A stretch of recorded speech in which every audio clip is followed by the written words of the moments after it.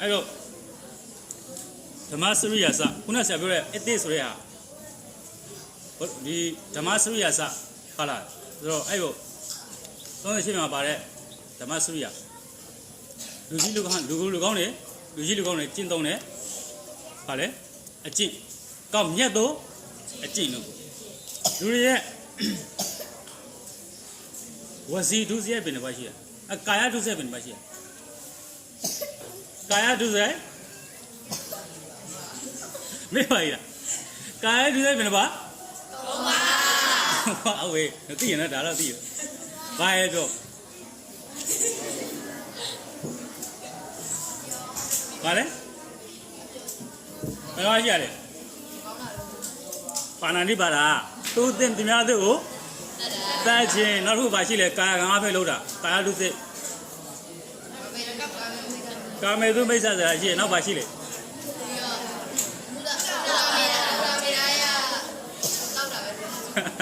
အာဒိဏဒါနာ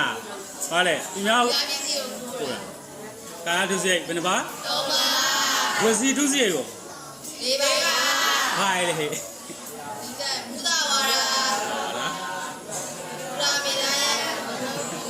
ဘုဒ္ဓဝါဒဘာလို့လဲလေ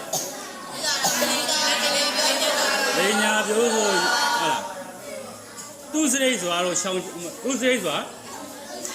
ဝိရတိအဲ့တော့ကာမေတုဝိသဆိုတော့ဘုဒ္ဓဝါဒဝိရတိဆိုတော့အဲ့မှာမုဒ္ဒဝါဒပြောခြင်းမှာရှောင်းကြည့်ခြင်းဆိုတော့မုဒ္ဒဝါဒရဲ့နောက်ပါရှိမုဒ္ဒဝါဒနောက်တော့ဘာလဲ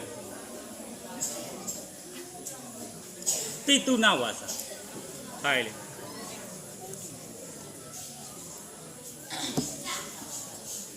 ခရုဒဝါစာနောက်ပါလဲတံဘက်ဖလာပဟုတ်လားအဲ့တော့ခရုဒဝါစာဘာပြောရလဲရုံရန်ကြမ်းတမ်းတဲ့စကားကိုပြောတယ်ခရုဒဝါစာဝိတိရုံရန်ကြမ်းတဲ့စကားကိုပြောဆိုခြင်းမှာဆောင်းချောင်းကျခြင်းနောက်လို့ကပိတုနဝါစာဘာလဲသူများနဲ့ရံပြအောင်ဂုံတိုက်ပြောဆိုခြင်းမှာနောက်တော့ပါလဲတံဘက်တိတ်ဖြင်းညံဖြင်းတဲ့စကားကိုပြောဆိုခြင်းမှာဝိရတိဆောင်ကြည့်ခြင်းညံဖြင်းတဲ့စကားဒီလိုမျိုးဆိုတော့ဘုဒ္ဓအမဝစီဒုစရိုက်ဘယ်နှပါ4ပါအဲ့4ပါကိုဆောင်ကြည့်ရမယ်4ပါနောက်ဘာလဲမနောဒုစရိုက်3ပါဘယ်နှပါလဲ3ပါပါလေ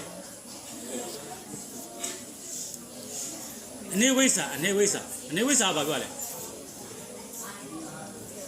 အနေဝိဇ္ဇာကနေပြီးတော့သူများပစ္စည်းကိုမတော်လောဘနဲ့မယူရဘူးသူများပစ္စည်းဥစ္စာကိုမတော်လောဘနဲ့မတရားယူခြင်းမှဝိရတိရှောင်ကြည့်ရမယ်အဲ့ဒါကဘာလဲဆိုအပြပါဒဆိုတာတော့သူများကိုဒီလိုတေဝါရင်ကောင်းပါပဲအဲ့လိုမျိုးသူများကိုတေစေလိုတဲ့စိတ်မကောင်းသူများမကောင်းမှုဖြစ်တာကိုမလိုချင်တဲ့စိတ်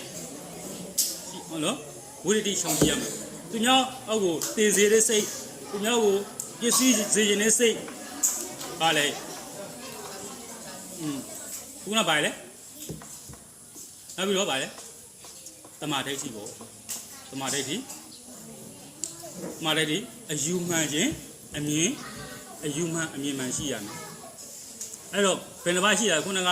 ကာယဒုစရိုက်ကဘယ်နှပါဝစီဒုစရိုက်ကဘယ်နှပါနောဒုစရိုက်ကဘယ်နှပါရှိလဲကိုတော့အဲ့တော့အဲ့ဒီ10ပါးကိုဘာလို့ခေါ်လဲဒုစရိုက်ဆိုတာတော့ကောင်းမှုပြောတာသူစရိတ်ဆိုတာတော့ကောင်းမှုပဲအဲ့တော့သူစရိတ်10ပါးသူစရိတ်ဆိုတာခုနကောင်းတဲ့ဟာကိုပြောတာအဲ့ဟာနဲ့ပြောင်းပြန်ပေါ့ရှောင်ကြည့်ခြင်းကနေပြီးတော့ပြောင်းပြန်ဆိုလို့ရှိရင်တော့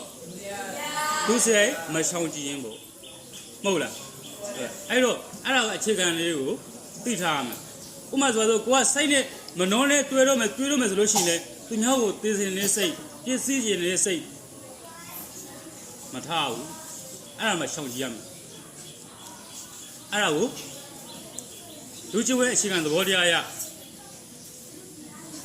ဘာမှပါလဲ38ပြန်မှာပါပါတယ်အဲ့ဒါကိုမေ့သွားလို့မရဘူးခေါင်းထဲမှာတခါလေးထည့်တာနော်